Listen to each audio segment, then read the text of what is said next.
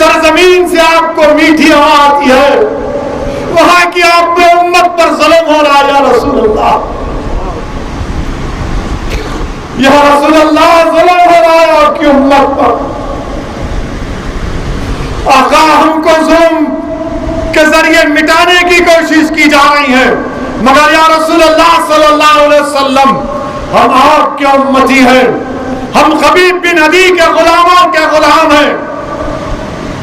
हम सबर करेंगे, मैदान नहीं छोड़ेंगे, कमर कसेंगे, अल्लाह से डरकर सिर्फ इन लोगों से मुकाबला करेंगे।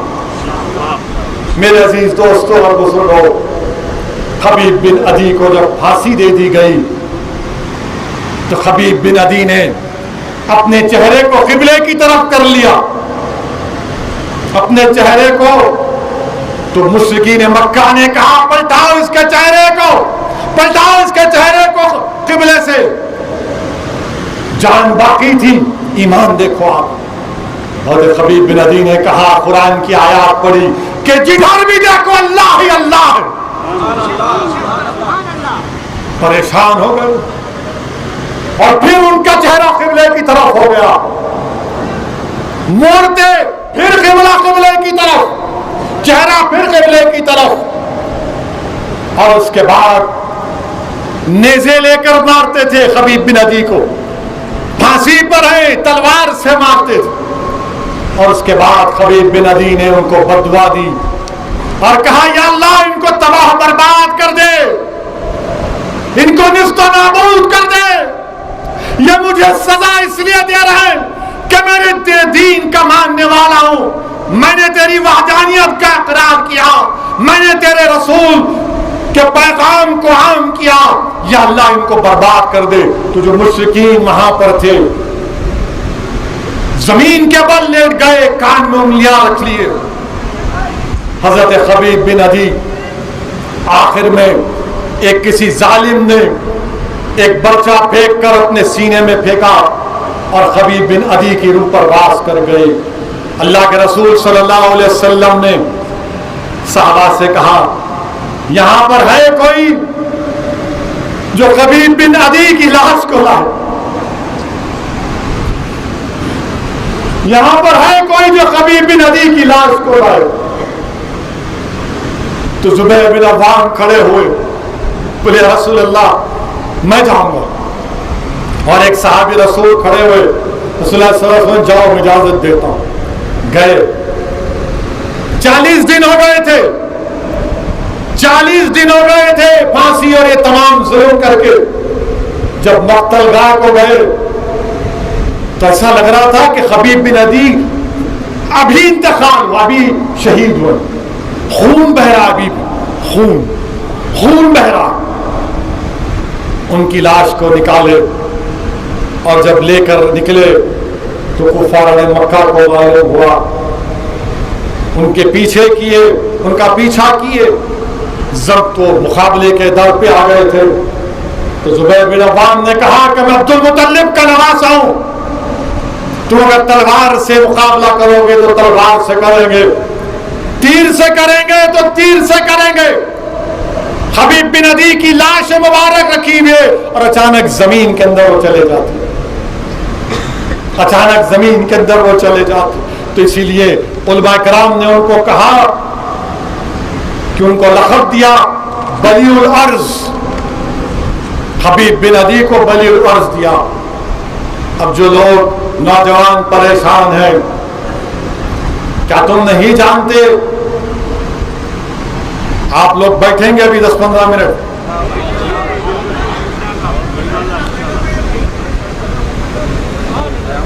जो लोग, जो मुसलमान भारत में ये तकलीफ के, जुल्म के मज़ारे देखकर ज़हनी तौर पर जरा उलझन का शिकार हैं, क्या जुल्म हो रहा है?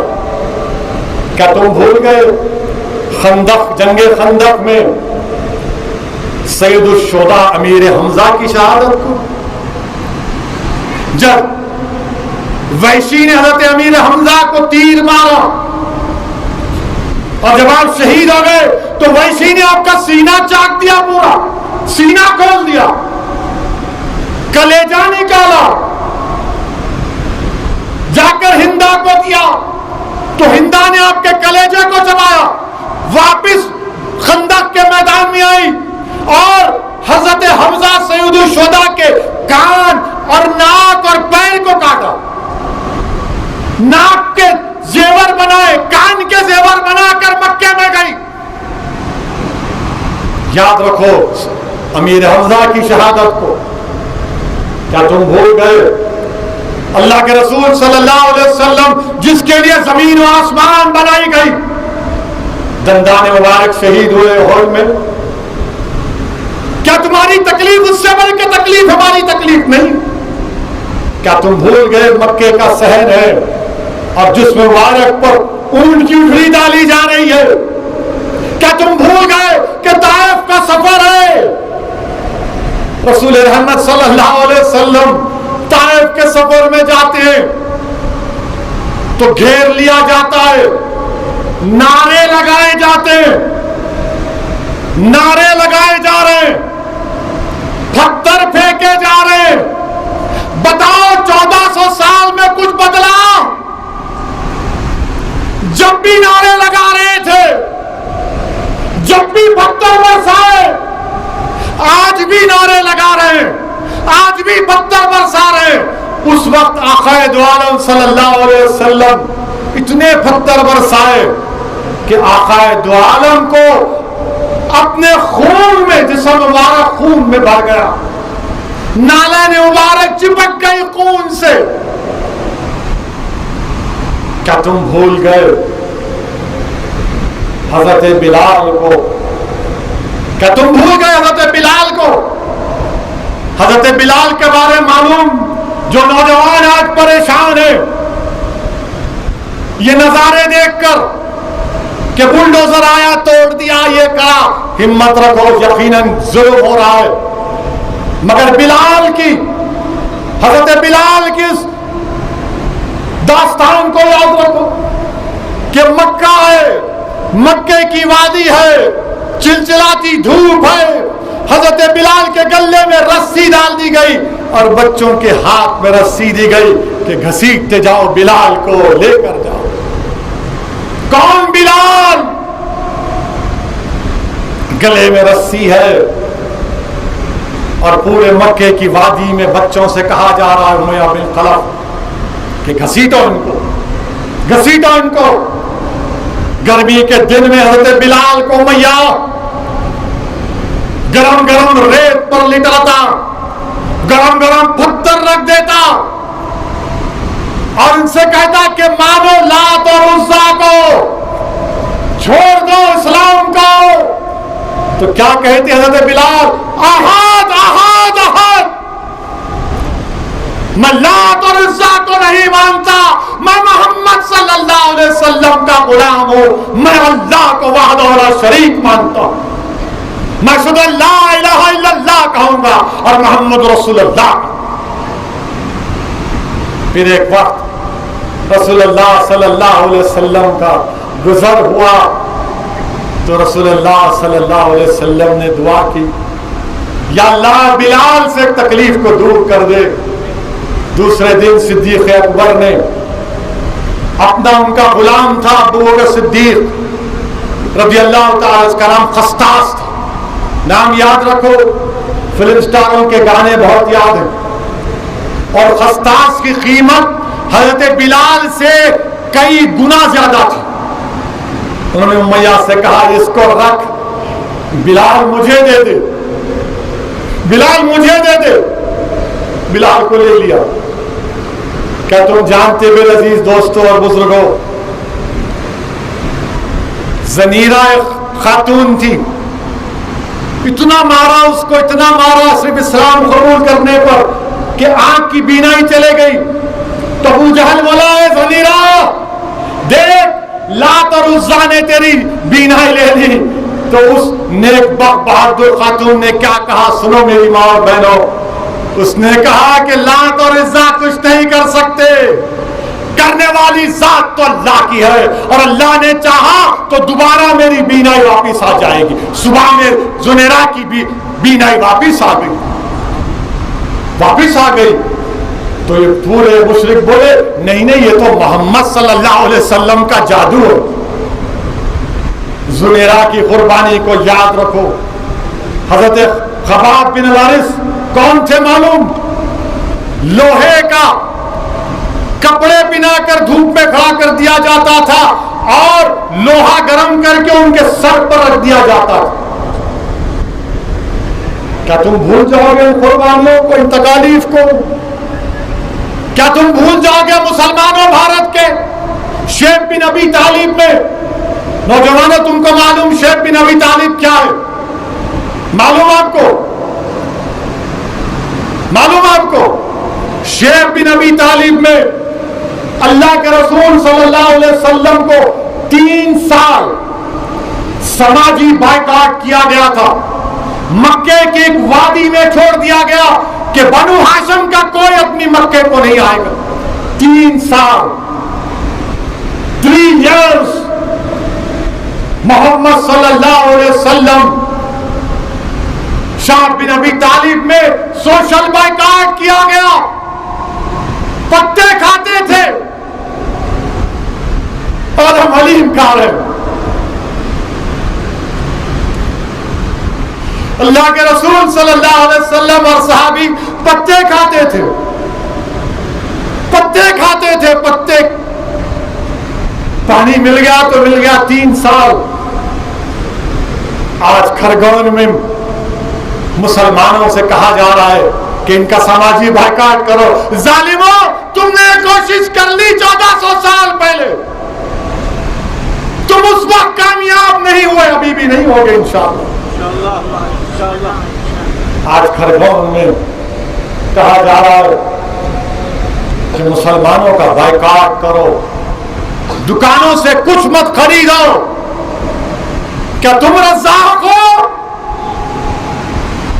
क्या तुम्हारे बायकॉट से अल्लाह मुझे रिस्क नहीं देगा? हाँ, कम हो जाएगी, मगर मुझे रिस्क तो अल्लाह देने वाला है, वो रज़ाक है। 3 साल जब हुए तो अल्लाह के रसूल ने अपने चचा से कहा कि आप जाइए और जाकर उन मुशरिकीन मक्का से कहिए कि जो माहिदा जो लिख कर लगा दिए थे मक्के के अंदर और उसको मुकफ़िल कर दिए थे, उनसे कहना कि वो जो लिखे थे नोटिस, जैसा आज खरगोन की दीवारों में लिख दिया गया, मुसलमानों का बायकॉट करो, इनसे कुछ मत खरीदो। जब वो लिखा गया था उसमें अल्लाह का नाम भी लिखा गया था। तो रसूलुल्लाह सल्लल्लाहु अलैहि वसल्लम ने अबू तालिब से कहा कि जाकर उनसे कहिए कि दीमक ने सब खा गई सिवा अल्लाह के नाम का। 3 साल समाजी बायकॉट। क्या तुम भूल गए? क्या तुम भूल गए फारूक आजम की शहादत को? क्या तुम भूल गए जुल्लुरैन की शहादत को? क्या तुम भूल गए शेर खुदा की शहादत को? वो अली जो अल्लाह का शेर है, जिसको देखना इबादत, उनकी शहादत। क्या तुम भूल गए कि तुम्हारा दीन जो तुमको मिला है, अम्मार बिन यासिर को, यासिर बिन अम्मार को, अगर तुम्हारे सामने तुम्हारी मां को मारा जाता तो तुम्हारा खून खौलता नहीं खौलता। हज़रत अम्मार के सामने उनकी मां को मारा गया।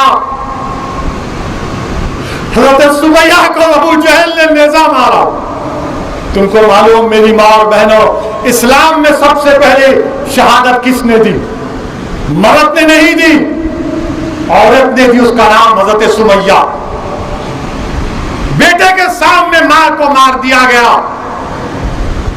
हज़रत अम्मार को आग से जलाया जा रहा था, आका सामने से गए, रहमतुल्लाह अलमीन ने उनके सर पर हाथ रखकर कहा, या अल्लाह, जैसे इब्राहिम पर आग ठंडी हुई उस तरह इस पर भी ठंडी हो जा। उसके बाद से आग से अजाब देने की कोशिश की गई, उनको अजाब नहीं मिलता था। वो अपना कपड़ा उठाकर दिखाते, अपनी पीठ पर दाग थे, दाग आग के। क्या तुम इमाम हुसैन की शहादत भूल गए? क्या तुम करबला भूल गए? क्या तुम अहले बैत की कुर्बानी को भूल गए? क्या तुम अली अकबर अली असगर की कुर्बानी को भूल गए? क्या तुम मुस्लिम बिन अकील की कुर्बानी को भूल गए? क्या तुम कासिम बिन हसन की कुर्बानी को भूल गए? नहीं, हमें याद है। याद रखो, बताने का मकसद यह है कि हौसले पस्त ना हो, हिम्मतों को बुलंद रखो। अगर कल असदुद्दीन अवैसी भी मर जाएगा, और मरूंगा एक दिन, मगर तुम मायूस नहीं होना। तुम बोलना कि हाँ, ये दीवाना कहता था, इस दीवाने ने कहा था कि मेरी लाश को देखकर भी अपने हिम्मतों को बुलंद रखना और तय करना कि कल हमारा होगा, कल हमारा होगा इंशाअल्लाह ताला। मेरे अजीज दोस्तों और बुजुर्गों, ये मक्का मस्जिद बनाने वाले, चार मीनार बनाने वाले, कुतुब मीनार बनाने वाले, ताजमहल बनाने वाले, किले गोलकुंडा बनाने वाले, लाल किला बनाने वाले कहां है? कहां है? चौमहल्ला बनाने वाले कहां है? कहां है? सब जमीन में है ना, सब जमीन में। आज वक्त का फिरौन, आज वक्त का नमरूद ये समझ रहा है कि मैं दबा दूंगा, कुचल दूंगा। तुम कुछ नहीं कर सकते, तुम कुछ नहीं कर सकते। हम हिम्मत हारने वालों से नहीं है। हम सबर के साथ मैदान में खड़े होकर जमहूरी तरीके से मुकाबला करेंगे। हम कमर बस्ता रहेंगे, रहेंगे ना, अपनी हिम्मत को बुलंद रखेंगे ना, सबर करेंगे, मगर सबर करके मैदान नहीं छोड़ना। इमाम हुसैन ने जुल्म के खात्मे के लिए, हक की कामयाबी के लिए, बातिल को शिकस्त देने के लिए इमाम हुसैन ने अपनी गर्दन कटा दी, अपनी औलाद को खुदा कुर्बान कर दिया। तारीख इमाम हुसैन को याद रखती है। तारीख अली अकबर और अली असगर को याद रखती है। तारीख अब्बास अलमबरदार को याद रखती है। तारीख मलून यजीद को याद नहीं रखती। तारीख जालिम नमरूद और फिरौन को याद नहीं रखती। हम हुसैनियत का परचम उठाए हुए, हम रसूलुल्लाह सल्लल्लाहु अलैहि वसल्लम के गुलामों के गुलाम हैं। हम डरने और घबराने वाले नहीं। तुमने दुकानें तोड़ी, इंशाअल्लाह ताला अल्लाह इसका बदला लेगा। तुमने हमारा रोजगार छीन लिया, अल्लाह रज़्ज़ाक़ है, अल्लाह तुमसे तुम्हारा इख्तिदार छीन लेगा। तुमने हमको मारा, इंशाअल्लाह ताला अल्लाह इंसाफ करेगा। और मेरे अजीज दोस्तों, क्या होगा? ये मैं नहीं कह रहा हूं, ये शाम सरन साहब ने लिखा। देश का होम सेक्रेटरी था पिल्लई, वो खत लिख रहा है मोदी को कि मुसलमानों पर जुल्म हो रहा है। मगर मेरे अजीज दोस्तों और बुजुर्गों, क्या मजलिस की बात सच नहीं थी? और सच है और सच रहेगी। सालार कहते थे,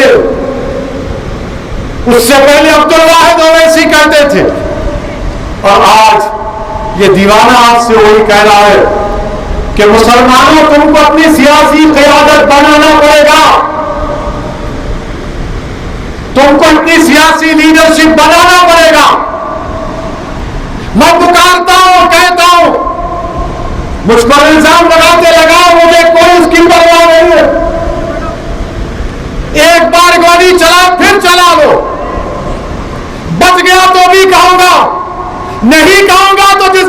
हिसाब किताब होगा, सब मालूम हो जाएगा कि असदुद्दीन के दिल में क्या था।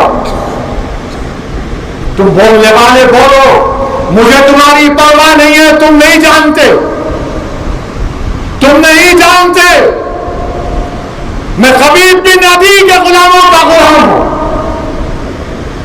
तुम मुझे तख्तेदार पर भी खड़ा कर दोगे तो मैं हक को बयान करूंगा। तुम गोली चलाओ, आग चलाओ, मगर आपकी क़यादत बनाओ, लीडरशिप बनाओ।